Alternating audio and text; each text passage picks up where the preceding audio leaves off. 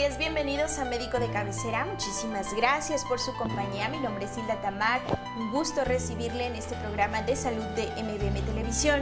El día de hoy vamos a estar hablando sobre la influenza y para eso tenemos a nuestro especialista. Muy buenos días, doctor Adoniram Carrasco. Él es neumólogo. Gracias por estar con nosotros nuevamente. Este tema quedó pendiente en alguna ocasión y bueno, un tema que no podemos dejar pasar. Así es, buenos días.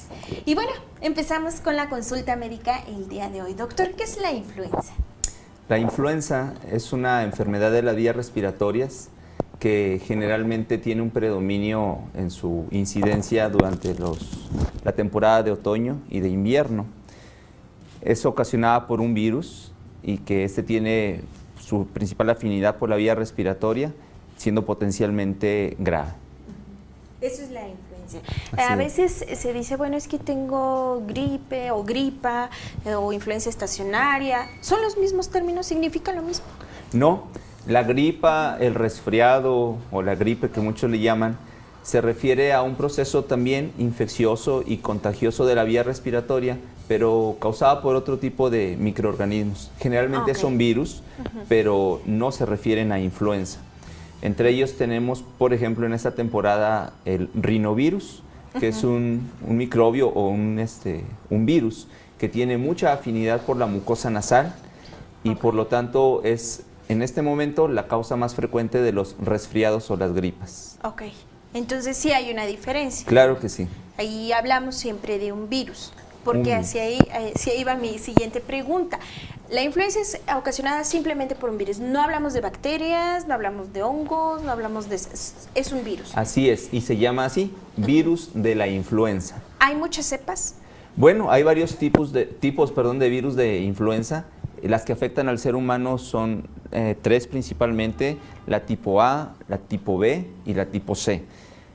Nuestra población generalmente se ve afectada por los primeros dos tipos de influenza, la A y la B. ¿Son los más comunes? Son los más comunes. Ok. Así es. ¿Y cuáles son los más dañinos? Bueno, todos recordarán que en el año del 2009 hubo una pandemia aquí en México, sí, en la que la cepa principal y por lo tanto la que causó muchas muertes fue influenza tipo A, H1N1. Así que es. Todos, bueno, los mexicanos recordamos, muchos, sí, pues no podíamos asistir a lugares donde hubiera mucha gente o concurridos, las escuelas se cerraron y bueno, sí fue una emergencia, fue una pandemia, la más reciente por el virus de influenza. Así es. Doctor, adentrándonos en los síntomas y los signos, ¿cuáles son? Muy bien, la influenza tiene un periodo de incubación, me atraso un poquito en esto, de que va de 1 hasta 3 días, lo cual quiere decir que en ese tiempo la persona pudo haber adquirido la infección a través de otra persona contagiada, porque es importante recalcar que la influenza solamente se transmite de humano a humano. Eso se adquiere a través de estar hablando, las pequeñas gotitas de saliva, estornudar. Por lo tanto, las secreciones nasales y en la saliva es en donde se puede encontrar el virus. Al llegar a un nuevo hospedero, este lo puede adquirir de forma directa o por contacto de algún artículo que ya estaba previamente contaminado por las secreciones del paciente infectado. Claro. Muchas veces empieza esto como si fuera una gripa o un resfriado. Generalmente son síntomas más severos. En la influenza hablamos de fiebre muy alta, generalmente arriba de 38 grados centígrados, una sensación de malestar general tremenda. Los pacientes dicen que les duele el cuerpo, sienten dolor tanto en los músculos como en las articulaciones. ¿Cansancio? Cansancio puede ser una parte del cortejo de síntomas, sí, y también dolor de cabeza, dolor detrás de los oídos o simplemente ganas de hacer nada. Sí, claro, se siente uno mal. En general, duelen los huesos a veces o me siento muy cansado, me duele la espalda, incluso en los ojos, ¿verdad? Sí, en los ojos podemos a veces encontrar un enrojecimiento, eritema que le llamamos, congestión nasal y ardor o dolor en la garganta, que esto lo pueden manifestar si son niños, pueden dejar de comer, si ya lo expresan, señalan su cuello, su garganta que les duele, o simplemente están con dificultad para deglutir incluso la saliva. En el adulto, pues lo refiere así prácticamente como un dolor o una molestia grave o alterada en la garganta. Hace un momento cuando hablaba, bueno, la forma de contagio es por, bueno, la saliva, por el estornudar y no cubrirse, no taparse, no usar cubrebocas cuando se sabe que ya está enfermo, Sí. Y todas estas cuestiones. Si una persona que ya está contagiada, ya tiene el virus, por ejemplo, toma el teléfono y habla, y otra persona llega después y toma el teléfono y habla, ¿se puede contagiar de esta forma? Por tocar estos objetos. Concluiremos ese ejemplo si la segunda persona no tuvo el cuidado de lavarse las manos y al llevar contaminada su mano, en algún momento de las siguientes horas se toca la boca, la nariz o los ojos. Y en esa forma está inoculando a su cuerpo esa cantidad de virus que después de unos 3 días darán manifestaciones a la enfermedad. Qué bueno que nos explica esto, doctor, para tener siempre el cuidado. Nosotros nos queremos enfocar mucho en médico de cabecera sobre la prevención, evitar enfermarnos y siempre acudir al médico oportunamente, etcétera, etcétera. Y bueno, en esta temporada de lluvias y donde se incrementan las enfermedades respiratorias, pues bueno, lavarnos las manos y todo para evitar también estarnos contagiando. ¿Qué tiempo vive el virus, por ejemplo, en los objetos? Hay estudios que mencionan que puede durar desde horas hasta días, porque es muy resistente a ciertos, a cambios de temperatura, los puede resistir, y sobre todo en lugares que hay poca ventilación, que hay un mayor grado o porcentaje de humedad, y por lo tanto también en los lugares donde está muy concurrido por personas y que por lo tanto el virus se puede estar replicando ahí mismo. Necesita forzosamente la vía respiratoria, pero si tomamos en cuenta que puede estar uno y otro llevando a cabo esta manipulación quizá de los artículos, pues el virus está ahí presente. O estornudar y se tapan y tocan, no sé, un asiento o algo, y llega otra persona, lo mismo, se toca los ojos, la nariz, la boca, se contagia. Así es, se contagia. Y repetimos esto porque es importante saber cómo lo contraemos. Doctor, una vez que ya aparecen estos síntomas y estos signos, es necesario iniciar un tratamiento.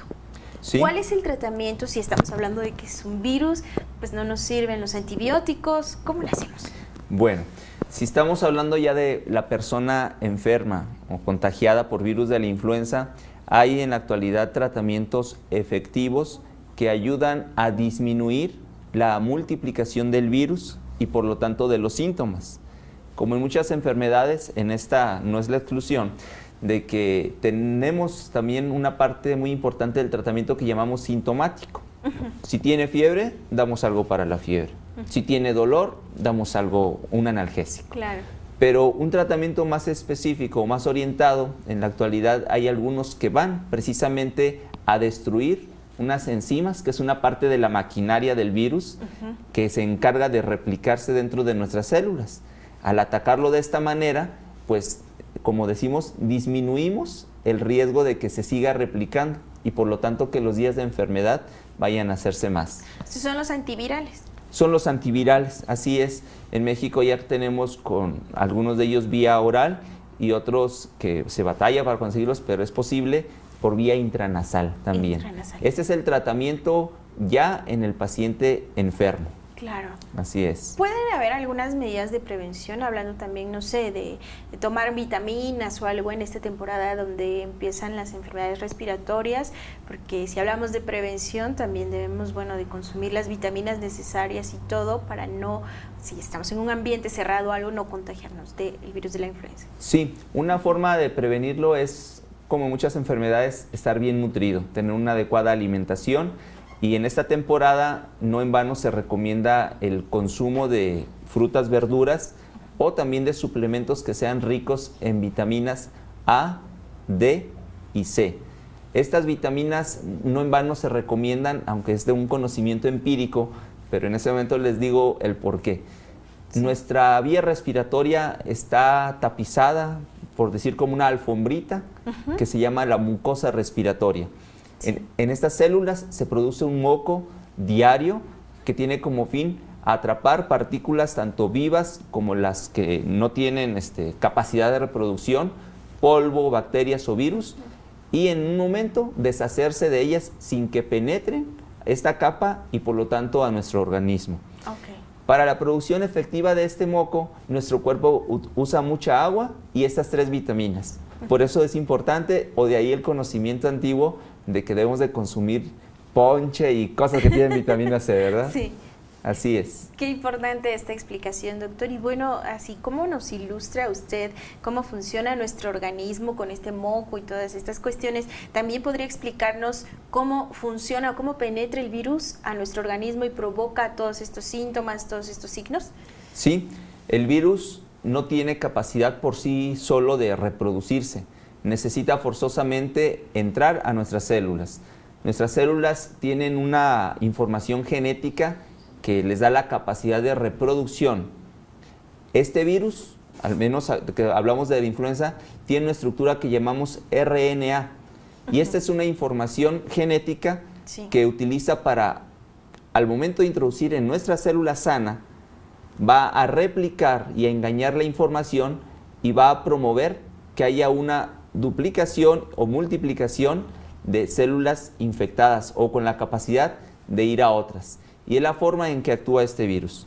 Ya que ha alterado este lugar, estamos hablando del tubo respiratorio, del aparato respiratorio, pues hay un mal funcionamiento de nuestro sistema respiratorio. Y esto lo vemos a través de una mala calidad en el moco, una obstrucción al paso del aire, y el resto de los síntomas se debe a que hay una verdadera lucha entre las células infectadas, los virus y nuestro aparato de defensa, que es el sistema inmunitario. Ok, doctor, qué importante explicación, porque bueno, a veces decimos, no, pues me dio gripa, tengo influenza, etcétera, etcétera, pero no sabemos ni qué es lo que está pasando en nuestro organismo, solo sabemos que nos sentimos mal. Sí. Vamos a hacer una pausa y regresamos a hablar más sobre este tema, un tema que obviamente nos interesa a todos, nadie está exento a veces de contraer este tipo de virus. Muy bien. Ya volvemos a Médico de Cabecera.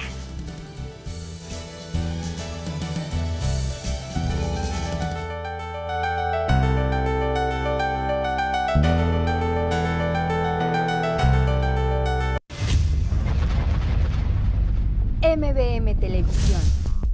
Política, opinión, análisis, con Mónica Alarcón, Jorge Marín e Hilda Tamar. Sintonízanos a través del canal 95 o 143 de Cable Más o en www.mbmtelevisión.com. MBM, Televisión con Valor.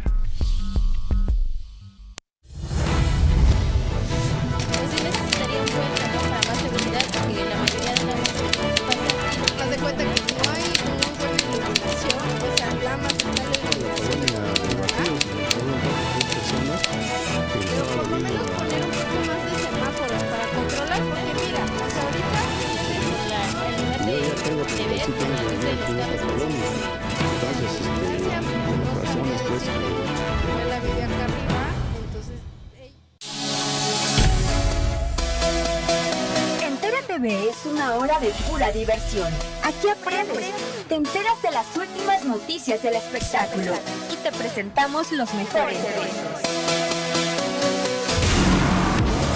En Entera TV te hacemos sonreír y nos gusta compartir momentos agradables contigo. Acompáñanos de lunes a viernes a las 6:30 de la tarde por la señal de MBM. Entera TV no es solo un programa de revista. Aquí tú eres el protagonista. Pasa una tarde de buen humor en compañía de Javier Campos. Y envía tus mensajes y saludos y conoce lo último de la moda en Entera TV.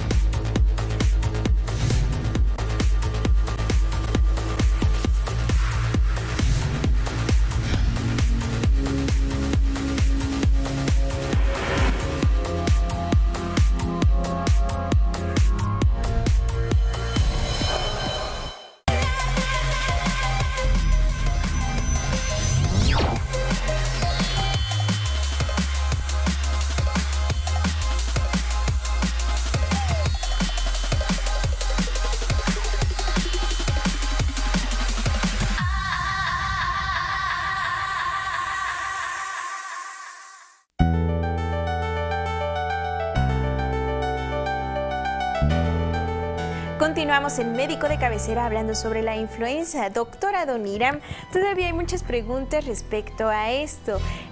Por ejemplo, si hablamos de que es fácil contagiarnos por los objetos y luego manipularnos la cara, la nariz, los ojos, ¿cómo debemos de cubrirnos cuando tosemos o cuando estornudamos y por qué?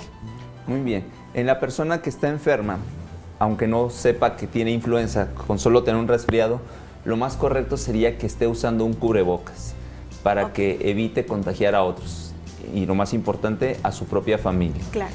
En segundo lugar, cuando estornudamos o tosemos, sería ideal cubrirnos la nariz, la boca, ya sea con nuestro propio brazo al agacharnos o estornudar y toser con dirección hacia el suelo, evitando que esté alguien ahí cerca de nosotros. Claro. Y también, en la forma de lo posible, en la medida de lo posible, evitar poner la mano en nuestra cara, en nuestra boca, porque lo único que vamos a hacer es contaminar nuestra mano y a la primera persona o artículo que toquemos vamos a dejarlo contaminado. Claro.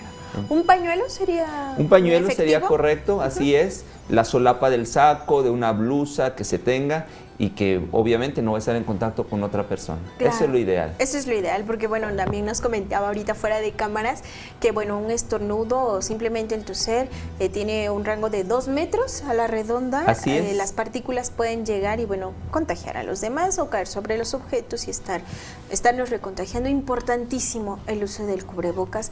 En cuanto sintamos que ya nos contagiamos o algo, usar el cubrebocas y evitar estarnos contagiando incluso en el centro de trabajo o la familia. Así es.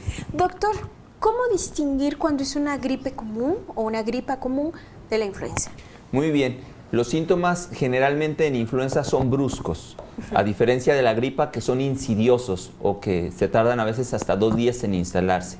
Okay. El paciente que se enferma con influenza puede no tener síntomas de gripa y haber empezado con un pico de fiebre o la sensación de malestar corporal tremendo. Ayer estaba bien y hoy, de la nada, al parecer, empieza con estos síntomas. Claro que en los siguientes días se van a agregar otros más relacionados a la congestión, la producción de flemas y secreciones nasales, pero generalmente es un inicio brusco. El diagnóstico generalmente, como muchas cosas en medicina, lo hace el primer médico de contacto, al tener esa sospecha diagnóstica. Escuchamos al paciente, lo revisamos, lo analizamos y tenemos nosotros una impresión o una sospecha de diagnóstico. Cuando tenemos dudas y el paciente lo solicita y tiene la posibilidad de hacer una prueba para saber si se trata de influenza, esta se obtiene a través de muestras que el laboratorista las obtiene de la nariz o de la garganta. Okay. Generalmente son cantidades importantes de moco que se obtienen así o por un lavado. En pacientes que tenemos a veces hospitalizados, vamos y hacemos una broncoscopía y nos vamos directamente a los pulmones a obtener estas secreciones, en donde podemos obviamente obtener cantidades importantes del virus y en un laboratorio calificado para estas pruebas saber exactamente qué tipo de virus de influenza está teniendo o en su caso descartarlo, ¿verdad? Claro, y es un examen, bueno, con un resultado muy certero, ¿no? Bueno, hasta qué tipo de virus es y obviamente el tratamiento así también se brinda. Así es. Doctor, ¿qué pasa cuando no se atiende a tiempo? Cuando dices, bueno, es una gripa ligera, se me va a quitar, me voy a tomar un juguito, un tecito y se acabó. Tengo que hacer defensas y no me voy a tratar y se empieza a complicar. Sí. ¿Qué pasa? Las primeras complicaciones, y no por eso dejan de ser importantes, se involucra lo que es el aparato respiratorio en sí y los anexos. O sea que son pacientes que pueden estar con el cuadro y empezar a complicarse en sus ojos con lo que llamamos conjuntivitis o también en los senos paranasales, que son estas cavernas o cuevitas que tenemos en la cara alrededor. Hay huecos que tienen un espacio adentro y que sirve para purificar y limpiar el aire que respiramos. Y cuando se inflaman y producen un moco exagerado, esto se llama sinusitis. Hay pacientes que de pronto también pierden la voz, lo que le llaman afonía o disfonía, o se ponen muy roncos. Y eso nos está hablando que la infección o la inflamación está abarcando ahora las estructuras del cuello, principalmente la laringe. Y así podríamos seguir hasta la parte más inferior del aparato respiratorio y estaríamos hablando de una complicación por demás grave, que es la neumonía o la bronquitis. Esto en el paciente que incluso no padece ninguna enfermedad, pero que se le está complicando la influenza. Ahora, todo esto se puede potenciar, agravar e incluso hacerse mortal en aquellos pacientes que tienen factores de riesgo. ¿Cómo cuáles? De una forma muy general, son todos aquellos niños menores de 5 años, aquellas personas mayores de 60, 65 años o cualquier persona que tiene alguna enfermedad crónica, de cualquier tipo. Hablando de algunas incluso raras o infrecuentes, lupus, inmunodeficiencias, SIDA, cáncer, diabetes, hipertensión, asma, bronquitis, o aquellas personas que practican el tabaquismo o las personas que de forma involuntaria son fumadores pasivos. Claro. Todas esas personas tienen factores de riesgo extras por las cosas que hacen y por su forma de vida. Y también todos los que estamos en contacto con pacientes, o sea, personal de la salud, personal de guarderías, hospitales y lugares, que es todo aquel centro de trabajo donde hay en una habitación más de 5 o 6 personas, se tiene un factor de riesgo extra para desarrollar influenza. Claro, qué importante esto que nos comenta, doctor, y tocó un punto clave ahí donde a veces las mamás, nos marcan, nos preguntan, ¿por qué se enferman tanto los niños en una guardería? Un niño de guardería, hasta hace unos años, solamente era un capítulo en nuestros libros de pediatría. Ahora son verdaderas enciclopedias, porque el niño de guardería es un niño que por este concepto de estar en un lugar muchas horas y en contacto con muchos otros niños, tiene un riesgo muy elevado para padecer problemas respiratorios.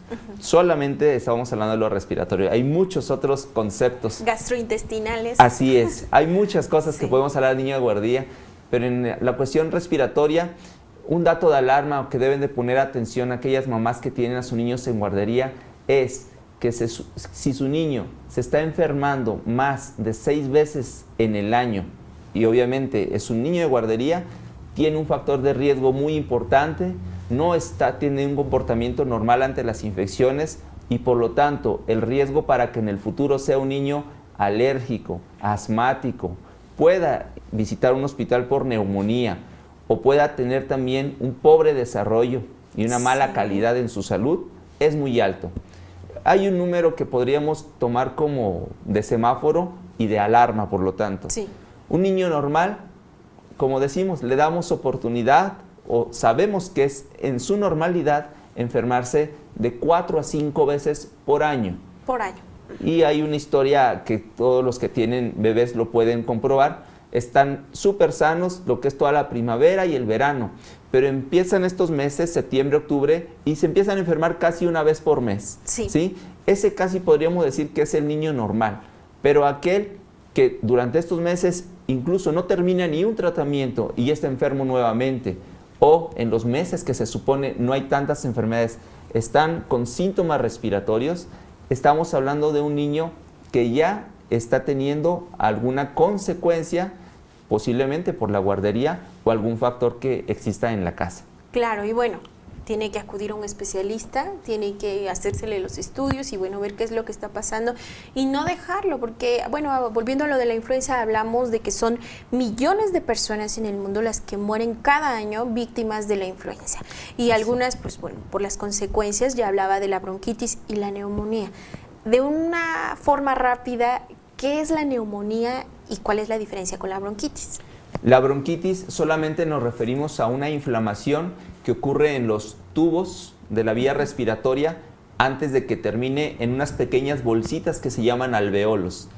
El pulmón o el parénquima pulmonar lo consideramos como estas pequeñas bolsitas que hacen racimos y bolsas más grandes. Y los bronquios, por lo tanto, solamente es el conducto que nos lleva a esas bolsitas. Entonces la bronquitis puede tener sus orígenes en muchas causas, pero en este caso hablamos, por lo tanto, de la inflamación de los tubos. Y la neumonía es, en todo caso, la ocupación por secreciones, por infección o por pus de estas bolsitas. Y estas bolsitas tienen como función absorber el oxígeno y llevarlo a los vasos sanguíneos para beneficio de todo el organismo.